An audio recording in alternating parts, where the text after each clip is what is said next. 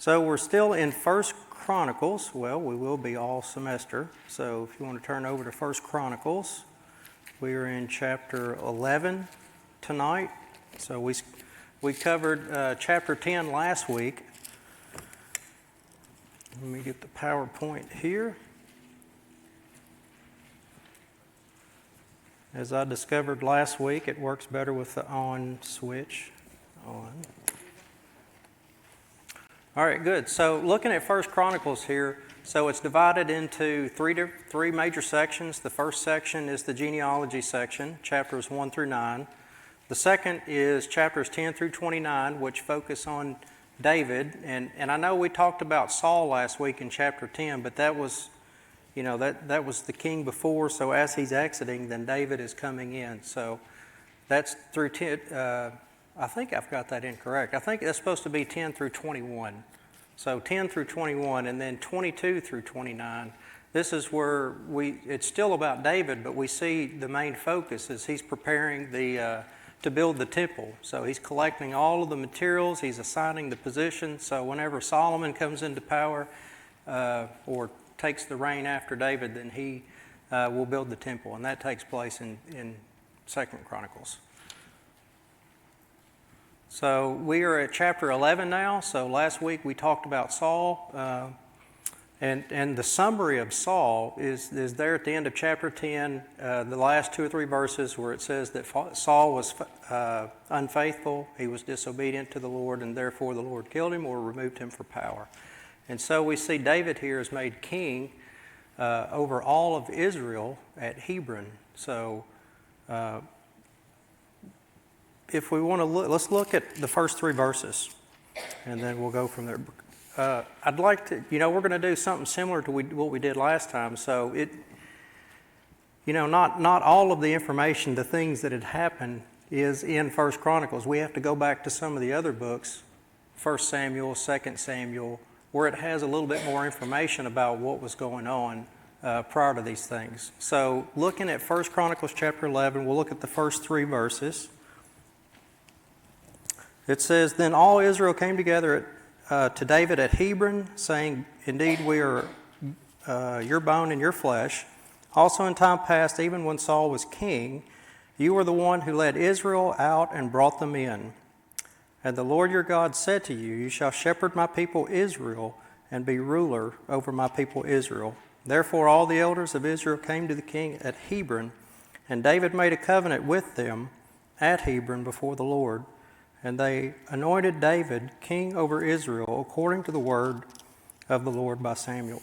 So this exact verse, or these exact verses, we can find in 2 Samuel chapter 5, verses 1 through 3. So in 2 Samuel, this is where David is made king over all of Israel. But after the death of Saul, that wasn't, there were some things in before that. And then also, even before David became king, when he was first became king, there were a lot of things that we can look at. So I've handed this, I don't know if everybody's got a copy of this sheet, but I'd like to follow this. So I'd like to go back and look from the time that David was first appointed king, which was in 1 Samuel. We see there in 1 Samuel chapter 16, this is where David is first anointed king. And so we've got 1 Samuel chapter 16 all the way through 2 Samuel chapter 5. There are a lot of things that are happened there that are not contained there in 1 Chronicles. And I'd like to go back and look at just David's life, how he came to be anointed. And of course Saul is involved in that. So, through Saul's disobedience, David is selected. But I'd like to go through, for us to go through and look at that and just see what kind of a person that David was, and look and see if we can tell any differences between Saul's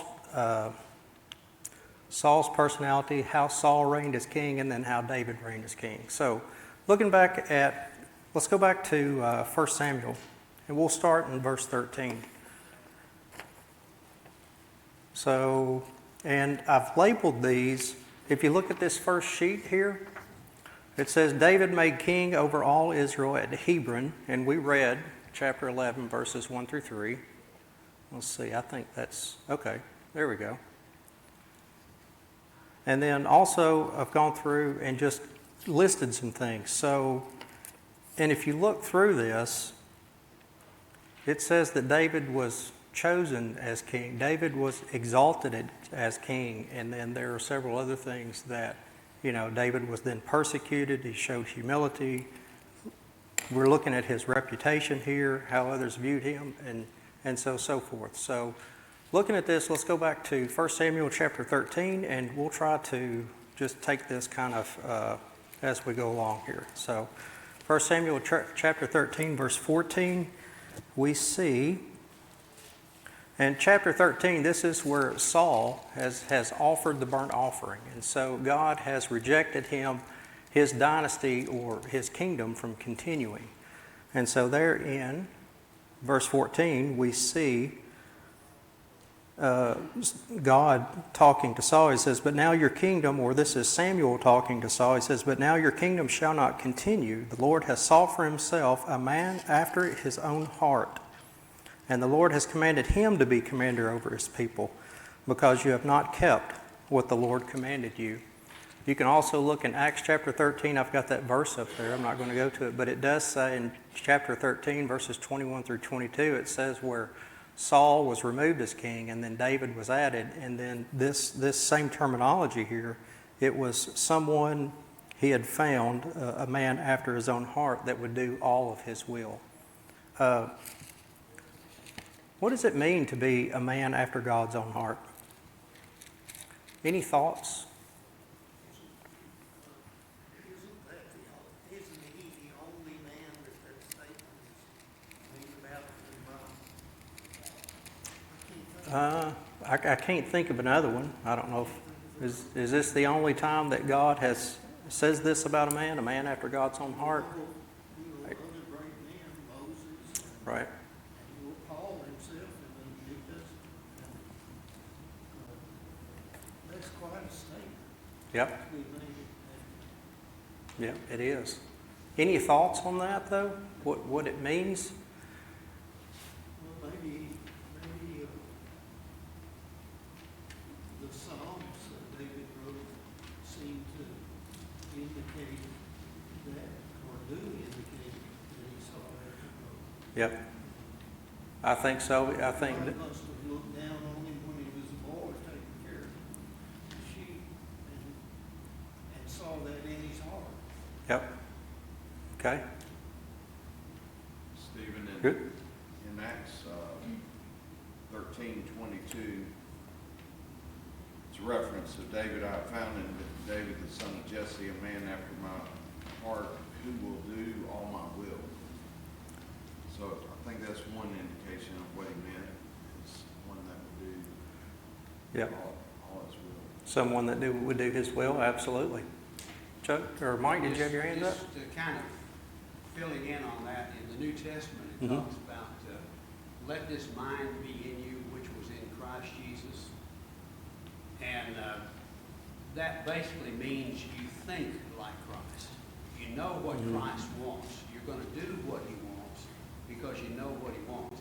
And I think that's what he means, a man after his own heart. He has the same aims and the same intentions and the same righteousness and the same feelings and stuff as God does. Right. Yep, exactly. Yep. I think that's Philippians 2, Galatians 6 maybe, where those two statements are made, but it's, it's somebody wanting to do God's will. Whatever, I guess you could say whatever God likes, this is what he likes. Whatever God wants, this is what he wants. Yeah. And I think if we look through this and we go through and look at David's life, I think we can kind of see some of those characteristics.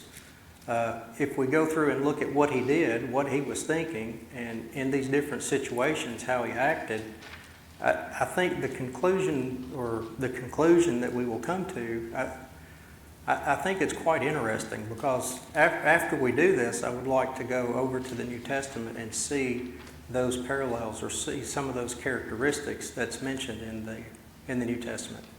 But I think one thing about David we learn is David was able to forget his failures, or except forgiving, David was all about renewing himself and moving forward. In other words, he wouldn't let his failures, he would have deep remorse and so forth, but he could forget the past, seek renewal, restoration, and go on, because he knew that that's a nature of God. Don't sit here and wallow and have a pity party, whatever you, in other words, as you read the Psalms and so forth, it's all about renewal and going forward. Right. Yep. You know, and if you look through 1 Samuel and 2 Samuel, David is pretty much, I mean, he can't do anything wrong, it seems like. I mean, there's one time that he almost slips up, you know, with Nabal. But, you know, up until 2 Samuel chapter 11, with the sin with Bathsheba and Uriah, we don't see hardly any flaws. So, you know, he's He always desired to do God's will. Exactly. He desired to do his will. Yeah, wasn't perfect, but He wasn't perfect, which none of us are either. And that's what's kind of neat about David, is he didn't give up. right. He always sought Yep. to do the Lord's will. Yep. Good. Yep. Absolutely. Looking at 1 Samuel chapter 15. Going through a lot of verses, so we'll see if we can get all these in. So 1 Samuel chapter 15. So if you remember in 1 Samuel chapter 15, this is where Saul spares the King Agag. He was supposed to utterly destroy the inhabitants, the Amalekites, and he fails to do this. And then this is where Saul is rejected as being king. And if we look at verse 24 here, it says, Then Saul said to Samuel, I have sinned, for I have transgressed the commandment of the Lord and your words, because I feared the people and obeyed their voice. Now therefore, please pardon my sin and return with me, that I may worship the Lord. But Samuel said to Saul, I will not return with you, for you have rejected the word of the Lord, and the Lord has rejected you from being king over Israel. And as Samuel has turned around to go away, Saul seized the edge of the robe and he tore. So Samuel said to him, The Lord has torn the kingdom of Israel from you today and has given it to a neighbor of yours who is better than you. Talking about David here. We know David will eventually become king. Turn it over to chapter 16. Chapter 16, this is where Samuel goes to Bethlehem to offer a sacrifice as God commands him to do, and while he's there, he will anoint David as king. So chapter 16, verse 1, it says, Now the Lord said to Samuel, How long will you mourn for Saul, seeing I have rejected him from reigning over Israel? Fill your horn with oil and go. I am sending you to Jesse the Bethlehemite, for I have provided myself a king among his sons. Verse 4, So Samuel did what the Lord said and went to Bethlehem, and the elders of the town trembled at his coming, and he said, Do you come in peace? Verse 11, And Samuel said to Jesse, Are all the young men here? Then he said, There remains yet the youngest, and there he is, keeping the sheep. And Samuel said to Jesse, Send and bring him, for we will not sit down till he comes.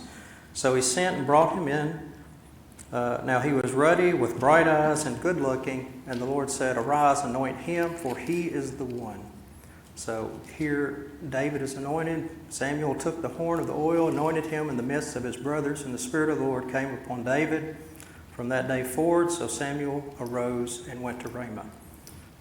We had talked about that verse in Acts there. That's therefore, if you want to.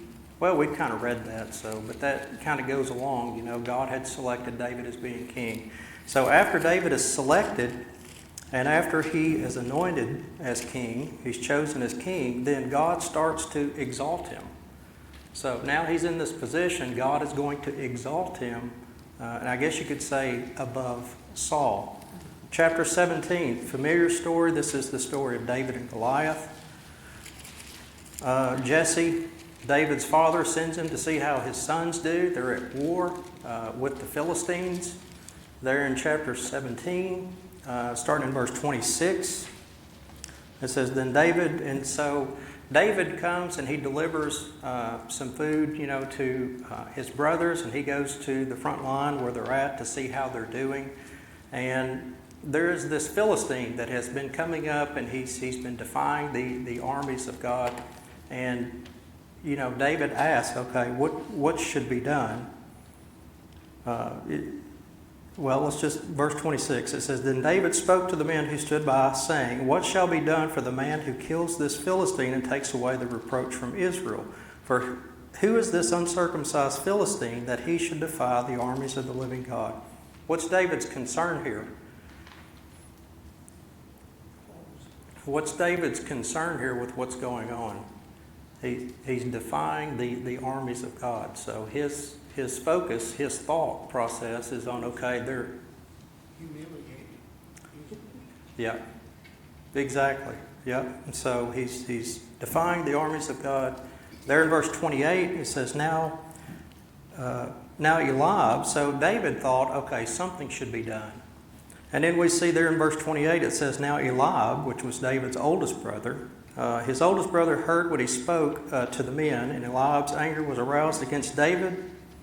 And he said, why did you come down here, and with whom have you left those few sheep in the wilderness? I know your pride and the insolence of your heart, for you have come down to see the battle. And David said, what have I done now? Is there not a cause?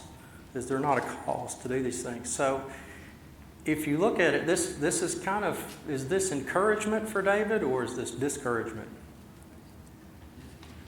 Discouragement. So his oldest brother, I don't know if you have an oldest sibling, but that oldest sibling kind of acts as a mother, a father to these younger children. And so David had 7 siblings, or there were 7 with David. So we know that he was probably about 7 years older. And so I would say David, really, looked up to his brother. I would think, but having 2 children and seeing how the littlest one looks up to the oldest one, it's, to hear those words, I could see how it would be very discouraging to them.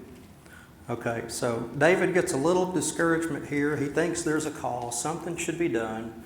Verse 32, then David said to Saul, let no man's heart fail because of him. Your servant will go and fight this Philistine which no one else wanted to fight.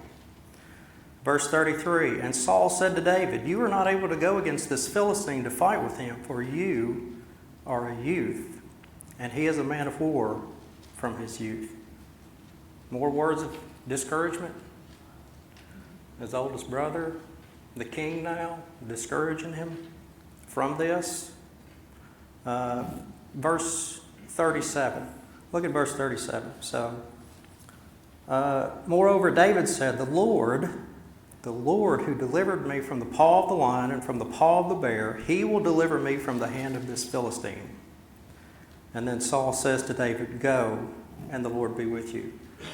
Where is David getting his, I guess you could say, his encouragement? What's his thought process here? He's listening to all this discouragement, but he has great faith in who? He has great faith in God. So that's where he's drawing on his faith to stand up, to do something, because something needed to be done. Look at verse 42. And when the Philistine looked about and saw David, he disdained him, for he was only a youth, ruddy and good looking. So disdain means he belittled him. It was in a movie once, but I love the line, and it was kind of like David here saying, he delivered me from the paw of the lion and the paw of the bear. Mm-hmm. It's a situation like that, and the guy said, well, David, or we'll say it that way, you have the strength of knowing. The strength of what, I'm sorry? You have the strength of knowing. The strength of knowing? Okay. You understand? I mean, in other words, well, David had the strength of knowing the Lord had delivered him before. Yeah, exactly. From that experience. That's solid. Yep. You're strengthened by knowing. Yeah. His faith, he had been building his faith prior to that. God had been delivering it. Yeah, exactly. That's a good point. So, His faith in God wasn't just something that happened then. It had something that had been building up. Look at verse 4. Oh, so we look at 42, more discouragement. Look at verse 45 now. Then David said to the Philistine, "You come to me with a sword and with a spear and with a javelin, but I come to you in the name of the Lord of hosts, the God of the armies of Israel, whom you have defied. This day the Lord will deliver you into my hand, and I will strike you and take your head from you. And this day I will give the carcasses of the camp of the Philistines to the birds of the air and the wild beasts, that all the earth may know that there is a God in Israel. Then all the assembly shall know that the Lord does not save with sword and spear, for the battle is the Lord's, and he will give you into our hands." There David is, great faith in God, knowing that God will deliver him this time, similar to the way he did in the past. So continually we see David always giving credit to God, always having faith in God, always knowing that God will deliver him. And even when he's getting discouragement from all of these other people, from his oldest brother, from the king, from the Philistine, he just continues to have faith in God.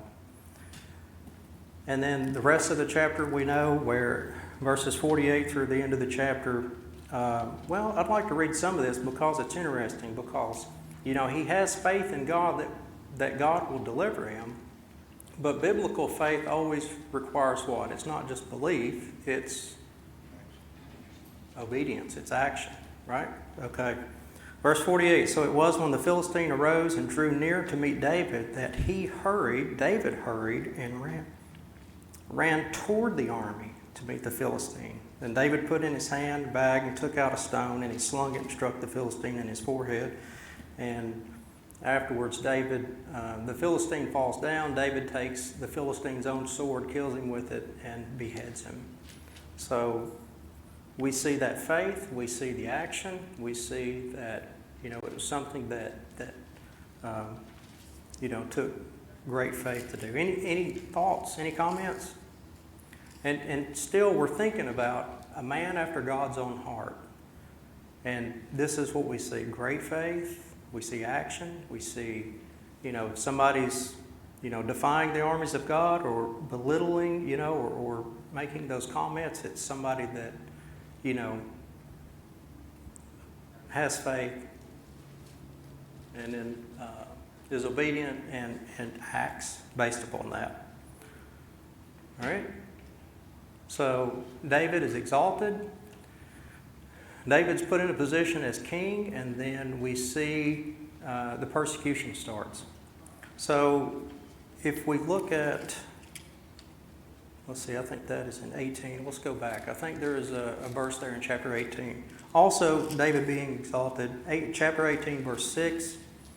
It says, there in verse 6, if I can find that real quick. "Now it happened as they were coming home, when David was returning from the slaughter of the Philistines, that the women had come out from all the cities of Israel, singing and dancing to meet King Saul, with tambourines, with joy, and musical instruments. So the women sang as they danced and said, 'Saul has slain his thousands, and David his 10,000s. Then Saul was very angry, and the saying displeased him, and he said, "They have ascribed to David 10,000s, and to me they have ascribed only thousands. Now what more can he have but the kingdom?" So Saul eyed David from that day forward. We see also, if we jump to the next one, also there in chapter 18, so Saul doesn't like David too much, because the people, I guess you could say, they see that he's more successful. We know that he will eventually become king. And so we see in verse 10 there of chapter 18, "And it happened on the next day that the distressing spirit from God came upon Saul, and he prophesied inside the house. So David played music with his hand as at other times, but there was a spear in Saul's hand, and Saul cast the spear, for he said, 'I will pin David to the wall.' But David escaped his presence twice." 2 times Saul tried to kill him with the spear. Also in chapter 19, verses 9 through 10, we see the same thing happen.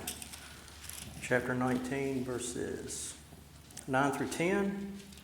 Now the distressing spirit from the Lord came upon Saul as he sat in his house with his spear in his hand, and David was playing music with his hand.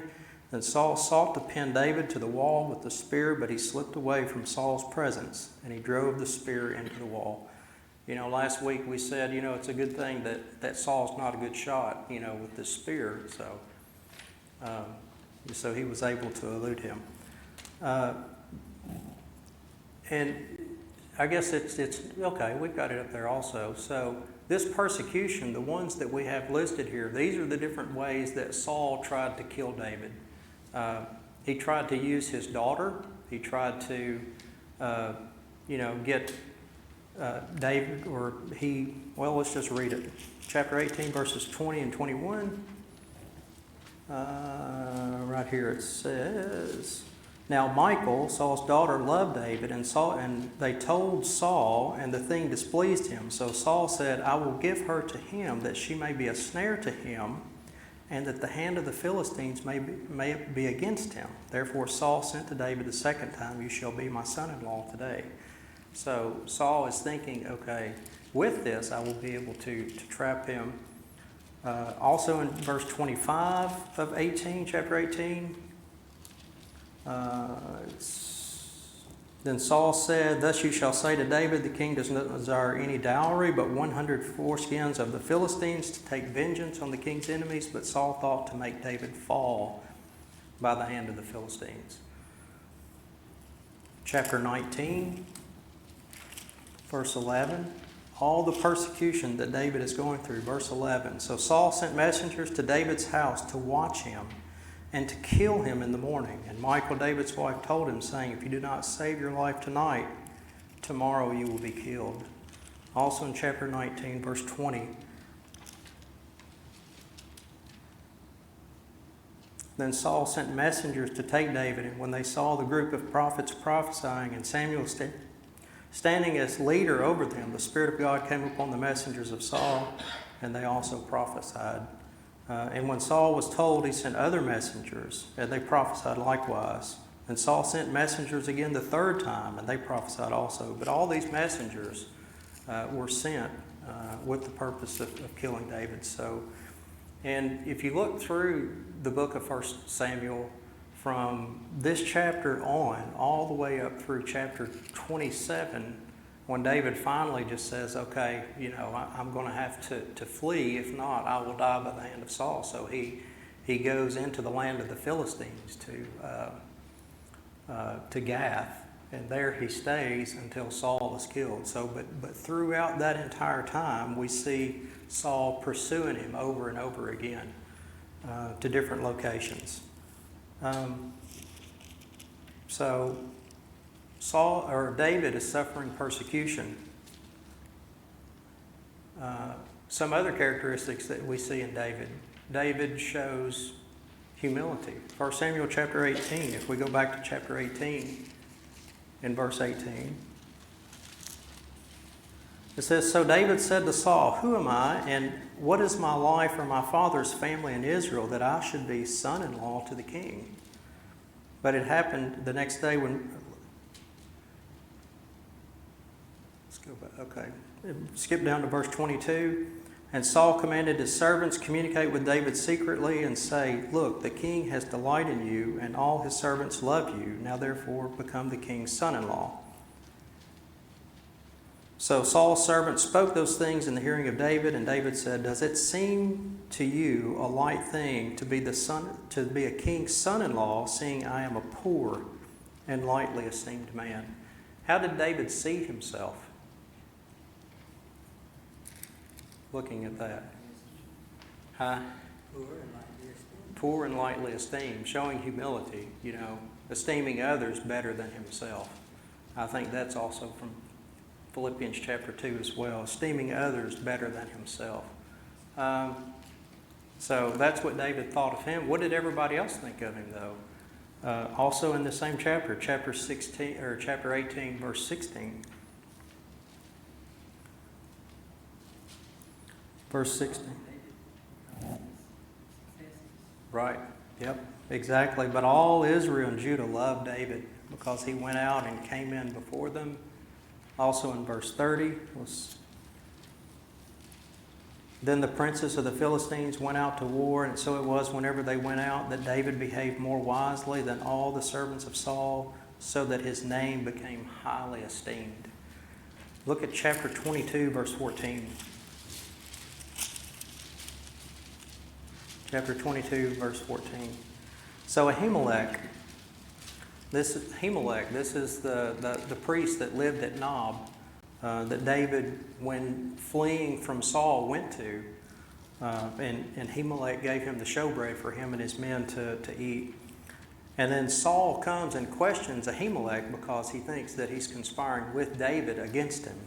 And in verse 14, Ahimelech answers. After this accusation, then Ahimelech says, he answered the king and he said, who among all your servants is as faithful as David?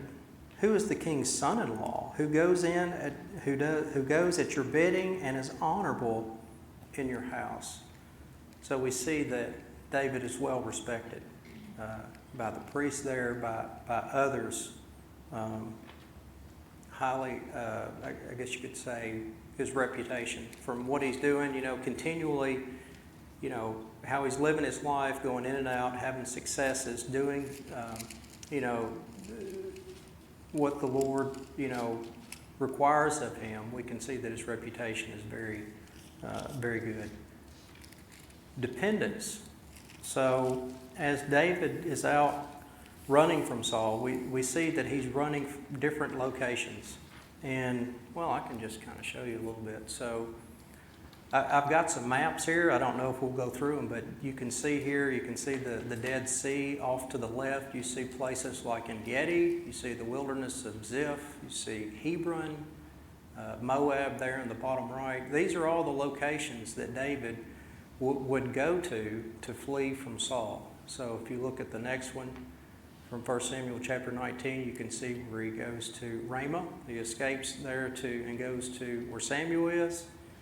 And you can see all of these different locations that he's going to. All the way down there to Moab. He's back over in the wilderness there in the wilderness. You can see he's back up top there at Keilah. Back over at En-Gedi. Okay, yeah, and so you can see all these different locations where David is going and fleeing from Saul. So,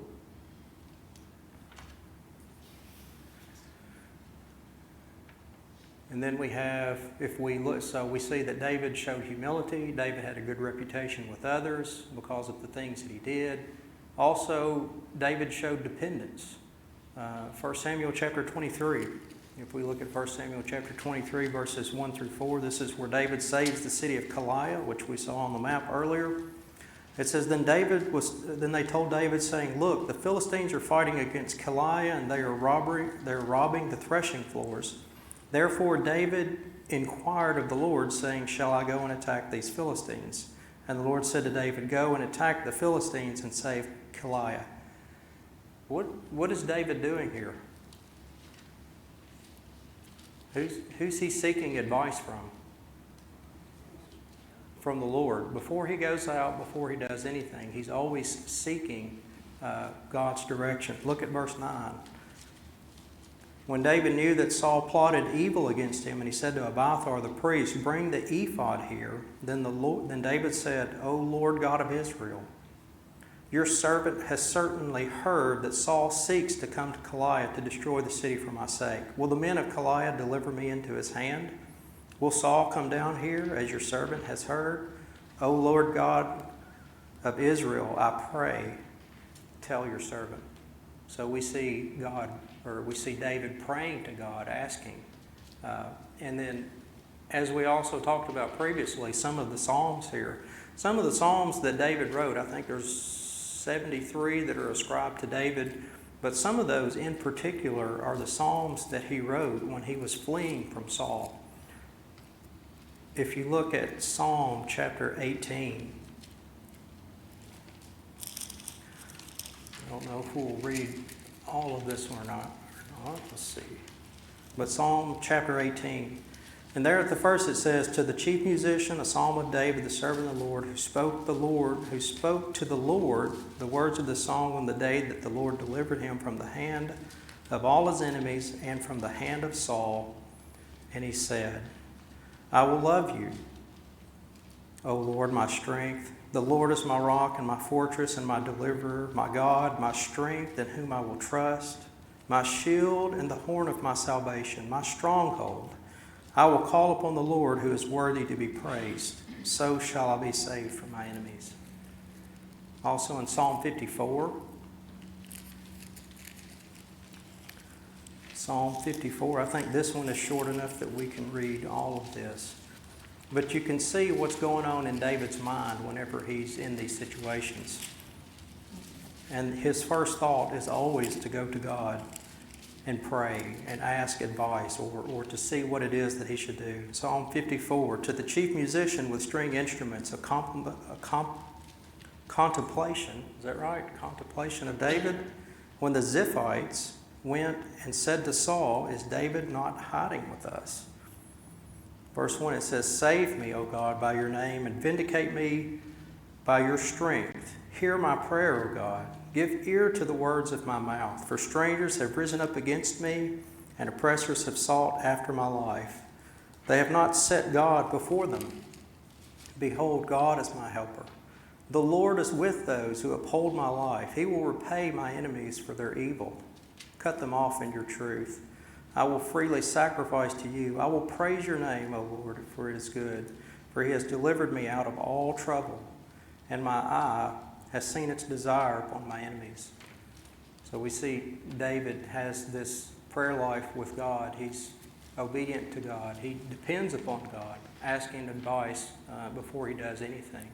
We see that in 2 Samuel chapter 2 also, where David is at Ziklag, and after the death of Saul, and David inquires of the Lord, "Okay, Lord, do you want me to go? Where shall I go?" And then the Lord answers him. So he's always asking, seeking God's advice before he makes or does any of these things. So we see that David has dependence upon God. 1 Samuel chapter 30. 1 Samuel chapter 30, I think this was something that I just found the other day. 1 Samuel chapter 30 in verses 5 through 8.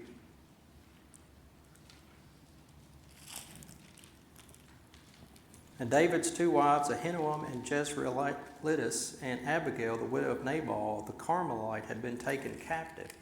Now David was greatly distressed, for the people spoke of stoning him, because the soul of the people was grieved, every man for his sons and daughters. But David strengthened himself in the Lord his God.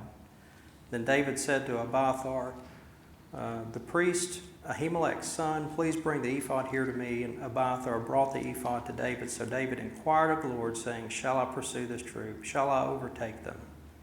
And he answered him, pursue, for you shall surely overtake them, without fail recover all. So David continually depending upon God, seeking his advice. We see David with great restraint. So there were two instances, or actually, if you look at 1 Samuel chapter 24, 25, and 26, we see instances where David has the opportunity to kill Saul, and he refuses. He chooses not to. Chapter 24, verses 1 through 15, I don't know if we can read all of that, but there in chapter 24, there at En-Gedi, David is in the wilderness. Him and his men are in a cave. Let's see. Well, chapter 24, verse 2, then Saul took 3,000 men. He followed David. Okay. Chapter 24, let's look at verse 3. So he came to the sheepfolds by the road where there was a cave. And Saul went in to attend to his needs. David and his men were staying in the recesses of the cave. Then the men of David said to him, this is the day of which the Lord said to you, Behold, I will deliver your enemy into your hand, that you may do to him as seems good to you. And David arose and secretly cut off a corner of Saul's robe. Now it happened afterward that David's heart troubled him because he had cut off Saul's robe. Saul comes into the cave. He's there, doesn't know that David's there. David has the opportunity to strike him dead, to take vengeance upon his enemy, and he refuses.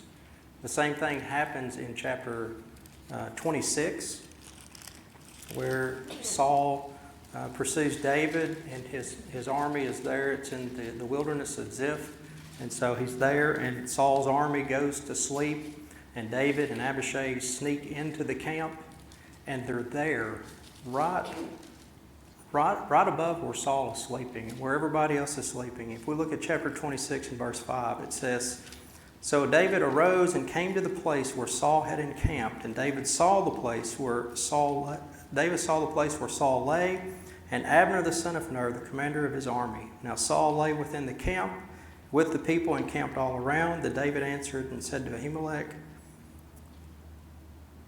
the Hittite, to Abishai the son of Zeruiah, brother of Joab, saying, Who will go down with me to Saul in the camp? But Abishai said, I will go down with you. So David and Abishai came to the people by night, and there Saul lay sleeping within the camp, with his spear stuck in the ground by his head, and Abner and the people lay all around him. Then Abishai said to David, God has delivered your enemy into your hand this day. Now therefore, please let me strike him at once with the spear right to the earth, and I will not have to strike a second time. Verse 9, But David said to Abishai, Do not destroy him, for who can stretch out his hand against the Lord's anointed and be guiltless? And David said furthermore, As the Lord lives, the Lord shall strike him, or his day shall come to die, or he shall go out to battle and perish. The Lord forbid that I should stretch out my hand against him, or against the Lord's anointed. But please take the spear and the jug of water. And so they take the spear, the jug of the water, and then they go across a little ways and then yell back to Saul. But David has the opportunity to kill Saul again, and he doesn't take that opportunity. He says, Far be it from me that I shall strike the Lord's anointed. So David is not taking, I guess you could say, revenge or vengeance out on Saul, but he's rather leaving that up to God. But he is saying that his hand will not be against Saul to take vengeance upon Saul. He says that basically vengeance belongs to the Lord. Something else about David's character. He was benevolent as well. 1 Samuel chapter 30 and verse 26. Now when David had come to Ziklag, he sent home some of the spoil to the elders of Judah, to his friends, saying, Here is a present for you from the spoil of the enemies of the Lord. So these were places where when David was running from Saul that he would come to and stay. And so now he's sending them the spoil back. He's sending them presents. So he's giving them back or giving things to them. So we see that David was benevolent. Also, I think it's in 2 Samuel chapter 2 or chapter 1 where David speaks highly of the men of Jabesh Gilead because they had... or it's in one of the chapters. So it's there between 2 Samuel chapters 1 and chapter 4 where David, told the men of Jabesh Gilead because they had gone and buried the body of Saul that he would not to fear, to be strong, and that he would be with them. Let's see, okay. And then I think that's it. So we see a little bit about David's personality after he was chosen as king. God had exalted him to that position. And then afterwards, he just suffered persecution from the hand of Saul all throughout, the book of 1 Samuel.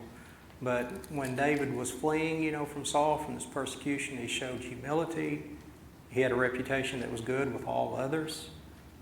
he was dependent upon God. He continually prayed to God and sought His advice. He was continually faithful to God.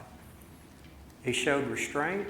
He did not take vengeance upon his enemies, but rather gave that to God to take care of. And then he was a benevolent person. And going through these maps again here and the different places where David had fled. And then David made king over all Israel at Hebron, and it says, see 2 Samuel chapter 5. That's still, what we had looked at before. There in 2 Samuel chapters 1 through 4, David was made king of Judah. So even before he became king over all of Israel, he became king of Judah first. And then actually one of Saul's sons, Ishbosheth, actually reigned in a divided kingdom for some time. 7.5 years, exactly. Yep. So takeaways. What are some of the things that we can take away from looking at David, a man after God's own heart? Let's look at, 1 Peter chapter 2, verses 9 and 10 tells us that we, Christians, are a chosen generation. Let's see, that's second. Let's go to 1 Peter chapter 2, verses 9 through 10. It tells us, but you are a chosen generation. We are chosen by God whenever we obey the gospel. We're a chosen generation, a royal priesthood, a holy nation, His own special people, that you may proclaim the praises of Him who called you out of His darkness into His marvelous light, who were not a people, but now are the people of God, who had not obtained mercy, but now have obtained mercy. We see that, just as David was chosen as king to do a certain task, to lead the people of Israel, we, as God's children, once we're baptized, we're chosen to do God's will. We're to teach others, we're to preach to others, we're to praise God, we're to do those things that God has commanded to us. 1 Peter chapter 5. 1 Peter chapter 5 tells us,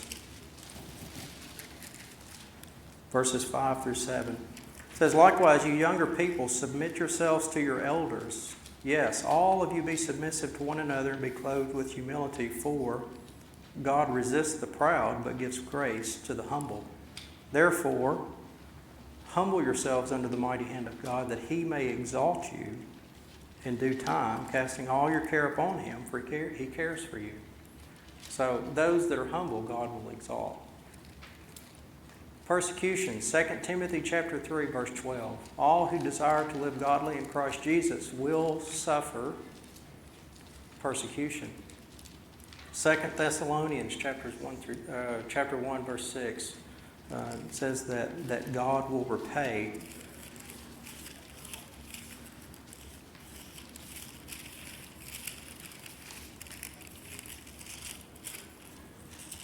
Okay, 2 Thessalonians chapter 1, verse 6, it says, since it is a righteous thing with God to repay with tribulation those who trouble you.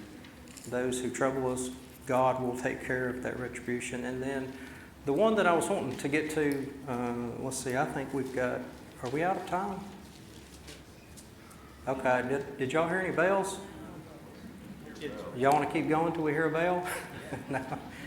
Well, I guess the last thing, just real quick, so the Christian behavior. So if you look at Romans chapter 12, verses 9 through 21, you can kind of go through and look, and you can see all of the characteristics that David had whenever he was being persecuted, whenever he was, doing those things that were listed there in 1 Samuel, when he was appointed king. But it tells all of those things, and, and it culminates there, I think, in around towards the end of the chapter. It tells us not to give, not to take vengeance upon those that, that persecute us.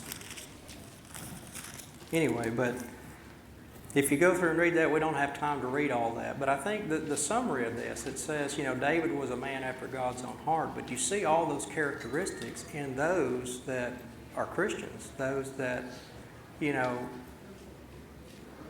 that are, I guess you could say, are, well, Christians, I guess. So, and you see all of those characteristics that God expects in us as well. So if we exhort, or if we do all of those characteristics, we abide and do those things, then if David was called a man after God's own heart, can we be called people after God's own heart? Yes, we are. Yeah. All right. Any questions, thoughts, comments? All right. Good. Thanks a lot. Sorry to keep you over.